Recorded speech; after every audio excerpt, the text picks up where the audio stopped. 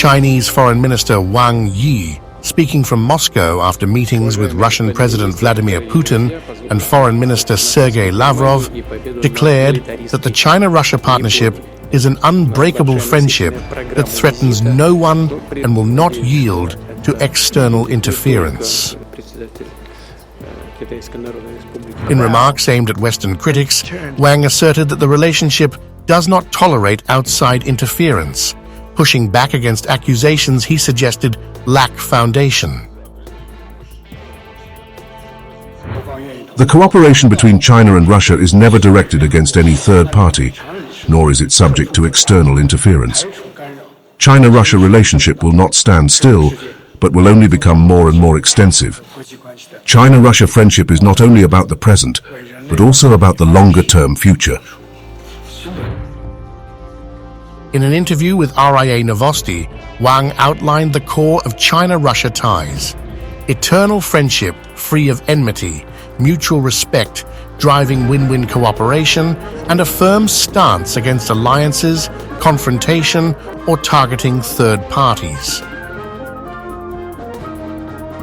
Wang's comments followed Western claims, led by the US and NATO allies, that China has been supplying weapons to Russia for its war in Ukraine. These allegations have spurred calls for sanctions and cast China as a key player in the conflict, despite Beijing's consistent calls for restraint. Wang sidestepped direct rebuttals to the claims, instead emphasizing the strength of China-Russia unity, a partnership, he said, too mature to be swayed by outside noise. Under the leadership of Presidents Xi Jinping and Putin, the two nations have deepened their strategic coordination, a development Wang described as historically logical and mutually beneficial. He highlighted their $244.8 billion trade volume, spanning Soviet-era projects to modern exchanges like Russian produce in Chinese homes and Chinese cars on Russian roads. Since the beginning of this year, two strategic talks have already taken place between Chairman Xi Jinping and President Putin. The leaders of our countries have guided the Chinese-Russian relations to confidently move forward in the conditions of tectonic changes unseen in centuries, and have set new important tasks for further deepening the comprehensive strategic cooperation between the countries. With 2025 marking the 80th anniversary of World War II's end, Wang underscored China and Russia's pivotal roles in defeating fascism. Contributions, he implied, are often overlooked by the West.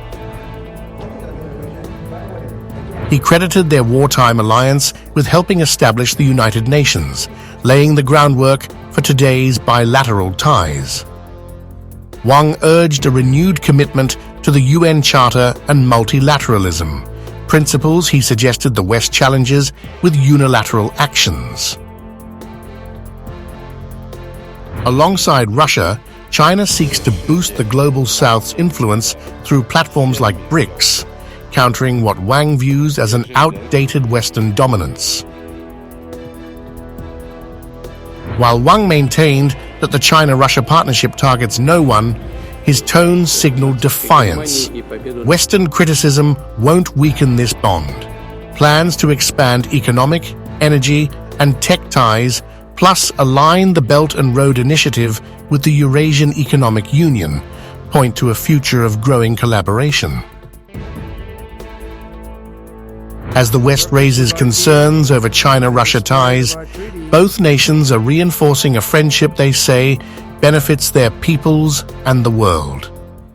In Moscow, Wang made clear, external pressure won't alter their course.